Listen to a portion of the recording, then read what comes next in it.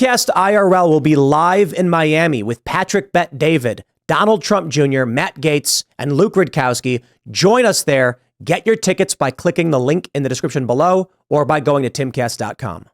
We got this story from Santa Fe, New Mexican. Governor alters public health order, ending gun ban in Albuquerque area. Talk about a garbage lie of a headline. Because what does it actually say? First of all, they bury it. A week after declaring a public health emergency, blah, blah, blah, is an announcement of the changes during a news conference, blah, blah, blah. And then you go all the way down, and it actually says that she added the ban on carrying firearms, open or concealed, will remain in place at parks and playgrounds where families and children gather. That is to say, she is issuing a new order to bypass the courts, trying to still ban guns. You can't do it. But she's trying. We're winning. Impeachment. Absolutely. Charge this person. Impeach, convict, indict, prison. I don't know if is it even is this enough of a reason to impeach a sitting governor for trying to make an... Yep. Yes. Then do it. Do it. This is number 2, strike 2.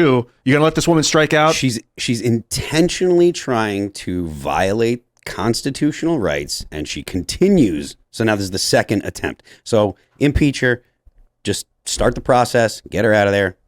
But it's a Democrat trifecta state. It's never going to happen. Fair enough. I don't think that there's going to be success. That's why she's doing it. Yeah.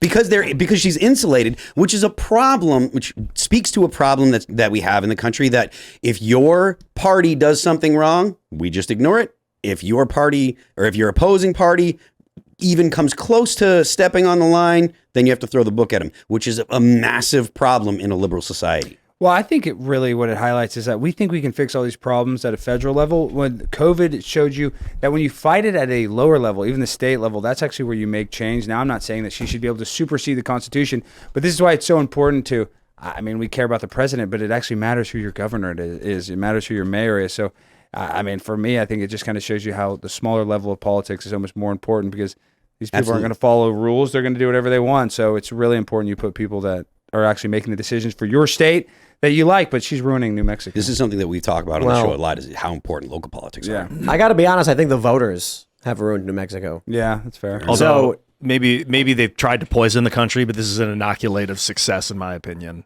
I mean, there's the argument that when they make power grab moves, it is bad for us no matter what. It's not a victory. Like Kyle Rittenhouse was not a victory. The fact they put him over the coals and all that stuff is a loss. And I'm like, yes, in this instance, though, I wonder if it actually is a victory in that you're watching the feeble, pathetic nature of, Democrat decree. It is powerless and impotent, and they tried and failed and are being mocked for it, and it's actually hurt them. So I think this is a victory, and it's almost like, she made this move, slipped on a banana peel, landed in a bunch of dog crap on the ground, and everyone's laughing at her for it. And she's getting going like, no, you can't laugh at me. And then she slips again. Yeah. And we're just like, wow, this is hilarious. Well, I think she likes the publicity, but I mean, honestly, a lot of this is Jesse Pinkman and Walter White's problem. If they wouldn't have made all that crystal meth in New Mexico, I don't think we'd have this problem. Yeah, they gave Albuquerque a bad name. They name. It used to have like Southwestern salsa with like corn in it. Now it's meth. You'd go to Schlotzi's, get the Albuquerque turkey, and now it's just a what is it called? Albuquerque turkey. It's delicious on the sourdough bread, turkey, lettuce, tomato. Where? Schlotzi's? Schlotzi's is a sandwich shop. Yeah, I know. But that's not based on New Mexico. They have those in Chicago. No, but I'm saying they have the Albuquerque turkey. It's one of their signature sandwiches. My point being it was a bad joke, but New Mexico is and Netflix is in New Mexico now. I wonder if that has their headquarters. Yeah, or they have a big studio really? There. Yeah. Oh yeah, Schlotzsky's is based in Texas. It's so good. Yeah, Schlotzsky's is actually pretty good. Yeah. Schlotzsky stream. They got like Rubens. Right? Yeah. Oh, dude, they have a real. I love the Albuquerque turkey. You say? Albuquerque. How has this turned into an ad for Schlotzsky's? I haven't had Schlotzky's in like 20 years. Yeah, the Netflix has 8 sound stages at the Albuquerque studios. Yeah, it's pretty cool. So what are you saying? Well, it's just kind of turned into liberal Hollywood-esque, I guess. So they want to try to make it like that. But this governor, see, that's the thing, is she's realizing she's getting clicks and she's getting a lot of heat from it. They like heat, Tim. They don't care if it's bad publicity. There's no such thing. I think she looks foolish. She had even Democrats like Ted Lieu coming out. Yeah, Ted Lieu. I think she understands she looks foolish, which is why she's doubling down. But what's interesting is she cites increased gun deaths as the reason for doing this. And now you can't have them at public parks or anywhere where children are. But I just looked up their stats. It says on average 33 children and teens die by guns each year in New Mexico. 49% of those are suicides. So I don't know what she expects to accomplish by banning them in parks. Didn't she specifically say nothing? Because she said that she didn't expect criminals to stop carrying guns. Yeah. She said that in an interview, actually articulated that. So it's intentionally aimed at law-abiding citizens who are not going to actually be inclined to break the law. And why are they so obsessed with making everywhere our children go gun-free zones and making them targets for It's an excuse. tragedy? All it is an excuse. That has nothing to do with child safety and everything to do with this will get the soccer moms scared for their kids and we will get support this way because Karen doesn't want little Tommy to get shot. That's it. It's all just to pull on people's emotions. Well, to what Ashley said, though, you know how a lot of the gun deaths are suicide. So I have a way that we can actually decrease gun violence. We just need to adopt Canada's plan of medically assisted suicide. And then if we just give out free suicides, there'd be less gun violent suicides. We could always get the Canada, your hip hurts, we can euthanize you. I was thinking of the bullet train that they're trying to build in California. That seems to work in Japan. So people jump in front of the bullet train all the time. Oh my gosh. Yeah, There's Japan. That's what Logan Paul, the suicide There's force. way Yeah, like no. Japan, and actually Japan's suicide is higher than the United States, and they have no guns. So the idea that getting rid of guns is going to stop suicides, that's not. I think it's mental health. Most of it is. I mean, it stems from mental health. At the very least, school shootings, particularly a lot of SSRIs and stuff that like crazy chemicals. Talk about Adderall earlier, like amphetamines on like 12, 13, 14-year-olds that don't have a dad around to kind of help them learn how to navigate their rage. That's a lot of this. Well, and that's the point. If she actually cared about ending gun deaths, maybe she should address that 49% of them are stemming from some sort of mental health crisis. Well, and Ian, what you said, you made a really good point. I think they all are. Well, But I just want to say this, Ian, like you just said, I don't even think it's all about race or class, which that is a big important factor, but it comes down to if you don't have a parent, if you grew up without a dad, if you grew up without a mom, I think that's really the reason Mostly a dad. You're mostly a dad. Yeah, we talked about this on the Culture War show this morning, that single-parent father homes have lower rates of criminal activity and drug abuse. Single-parent mother homes have higher rates. And so we don't exactly know why, but when the dad's when the dad's not around, you will get a child who will higher Well, rates. we know why, because the dad's not beating the kid's ass when he does bad. But not even necessarily that. Obviously the data shows that a father figure provides something. But my response was, I got to be honest, I feel like a kid who grows up without a mom probably has more emotional issues. Yeah, Maybe emotionally cold, callous, stunted, more so than you'd expect from someone else. But we don't track that because we're not as concerned in the immediate with the emotional and social development of the kid. We're more concerned with the order of the it. behavior itself. And that's the lashing out. Like the dad's the one, not always the one that's going to smack you down. I'm not saying physically violent, obviously, but for whatever reason, the disciplinarian tends to be the male. Not always. My mom is the disciplinarian in my family. I don't know if that's true, actually. I think the disciplinarian is the I'm mom. talking about things that aren't congruent with my family life. My dad was like the liberal artist, and my mom was the one who was always around and was like, hell no, you're not. Put it down. And then the look where like, I'm going to lose all my privileges. Ian's holding a fork and slowly moving it towards a power outlet. She's like, stop, put it down. He's like, a little closer. And she's like, no. I wouldn't even get that close. You get one chance in that family. That was a hard disciplined family. Reminds me of one, like you see those videos where the cat is looking at the owner and just slowly knocking the jar towards the edge of the table, like it's coming to do it. And you're that's like, what my toddler does.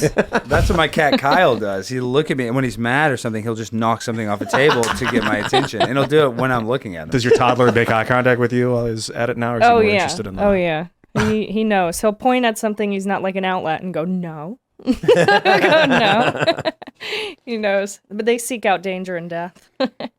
Yeah, but anyway, the bigger picture here is let this lady have her 15 minutes of infamy.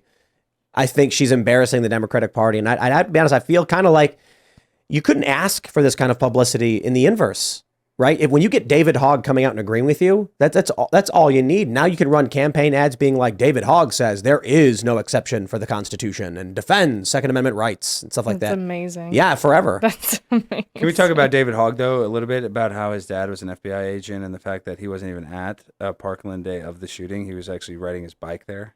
Well, so he was in a different part of the school, and then he went home, And then when he heard the news had come down, he rode jumped on his bike and went straight back. So he was really scared of a school shooter. When there's a school shooter, that's what I do. I get my bike and I drive straight to the school shooter. And it's fascinating because you had Kyle Kashev, I don't know pronounce his name. Sorry, Kyle, I can't pronounce your name. And he was trying to speak up too, but they were like, no, ignore that kid. We don't want that message. Yeah. Yeah, because he was like, I was also at the school and like, I think we shouldn't do this and stuff. But, David Hogg, brilliant kid. Absolutely brilliant. He's one of the best in the business when it comes to political manipulation and grifting and spitting in your face for political power. Like, obviously, this kid knows exactly what he's doing. He does this routine where he's like, oh, why won't we debate guns and everything? And any legitimate person, Maj Touré, for instance, who's like, let's have a conversation, bro, ghost. And then he'll try and target someone who's completely wrong and confused. Has he ever done a debate? Probably not. I mean, look, he's a grifter. He knows he can't win an actual gun debate. That's it. End of story. I don't think That's what it is with Democrat politics. That's why they don't engage and come on shows like this. And then they use that they don't come on shows like this as an argument against us by saying he doesn't have people on the left on his show ever. And it's like, yeah, you don't come on because your political arguments get annihilated. Well, Bill Mitchell, he's not on the left, but he did look like a lesbian on your show, to be fair. So. Well, he was the one who mentioned that. Yeah, I know. That was a funny clip. I didn't even know that was the statement until he said it. And I started laughing. And then he said immediately after, he said, I knew the moment I said it would be a clip. And I'll give him respect. He ran with it and he embraced it and he said it. And then he made jokes consistently about how he thought he looked like an aging lesbian. And I'm like, I think Who said this, Bill Mitchell? Bill Mitchell. Yeah. Yes, like, but look, I mean, like if someone makes fun of you and you roll with it and say, well, then, I'll make it the best I can. I can respect that, right? You have to. I think it's insulting to lesbians and that's not fair, right? You know what I mean? But it's one thing to roll with someone making fun of you while they're doing it, and another thing to bring it up later and to insult yourself, humiliate again. Like it's unnecessary to be like, I remember all those people that were saying about me. Like, but that's not how it went down. Yeah, he had some zingers and one-liners that were throwbacks, and it was pretty funny. And I'll say this for Bill. When we hung out, we had sushi, we ate dinner after the Culture War show, and hanging out with him and Laura was completely cordial and polite, and they laughed, and it was like normal conversation outside of the political space. There was no trouble getting along. And then once they went back on Twitter, it was just throwing fireballs again. Oh, well, text. It's funny you say that because I had Laura on my show this week and I thought it'd be funny. My producer actually likes DeSantis. I had him put on the DeSantis shirt. I thought, oh, maybe she'll just cuss him out. She was very cordial and very nice. Right. Like, she doesn't really want to. I was hoping she was going to tear him a new asshole. But thanks for watching this clip from the Timcast IRL podcast. Hang out with us live Monday through Friday at 8 p.m. and become a member over at timcast.com for uncensored, members-only shows exclusive. Thanks for hanging out, and we'll see you all next time.